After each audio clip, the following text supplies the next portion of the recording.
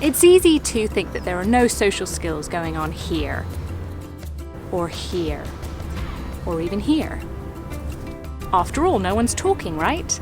But actually, there's a surprising amount of social thinking going on beneath the surface. And in this video, I'm going to share with you a powerful model of social thinking that can help you understand what your child is figuring out when they're learning how to be a social communicator.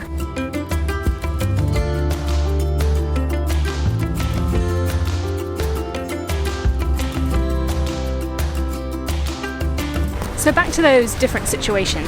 Even at times when people weren't talking, they were having to notice what was going on around them, think about the other people, because they were sharing space. Even if we're not directly having a conversation with them, we are aware of them, figuring out how to behave, what's expected within that situation. And often when we're helping children with their social communication, we don't look at all of these kind of underlying aspects of it. We think about the kind of pure, concrete conversation skills. We teach children things like, don't interrupt in a conversation, ask questions, stay on topic. And of course all of these things are useful aspects of conversation and chatting with others, but it's not the whole picture. And so how do we learn these things? How do we know how to behave in a cafe or what to do when we're queuing for a bus? How do we kind of figure these things out? Well, enter the Social Competency Model, a model put together by Michelle Garcia-Winner, speech-language pathologist and founder of Social Thinking. The Social Competency Model in simplified form goes a little bit like this. At the bottom of our pyramid, we have social attention, the ability to notice the people around us, notice what's going on, and observe what they're doing as part of the bigger picture. Then we have social interpretation, the ability to take what we see and apply what we know about the world and about how humans behave and think and feel, and make some basic interpretations about what they're doing, what their intentions are, maybe even making some simple guesses about what they might do next. From there, we can move on to making some simple social decisions, or maybe even problem solving, thinking about how we want to behave or maybe even participate within that situation.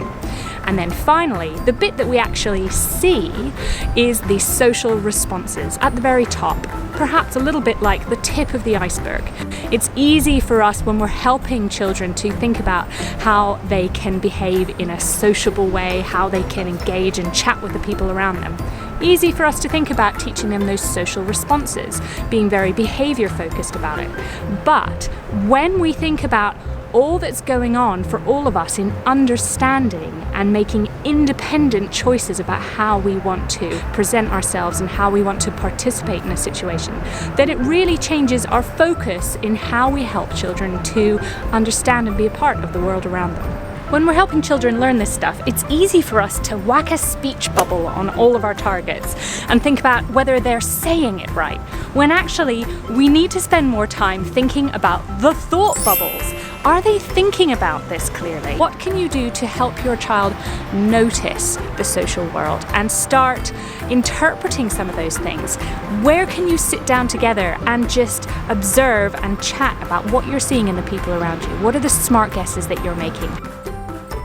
Asking them what's happened in their week, what have they noticed, what have they observed within their time out and about being part of groups and part of the social world, so that we can start with that and think about how are you understanding and interpreting the world around you? What kind of problems are you solving? How can I help facilitate that? And then we can start thinking about those social responses at the top. This is just the slightest little nod towards a social competency model. There's lots more to it, and I'm going to link below to the webinar that Michelle Garcia-Winner has put together on the topic, so that we can all better understand how we help children, young people and adults understand the social world, and how we can all be more compassionate and empathetic in helping people with this.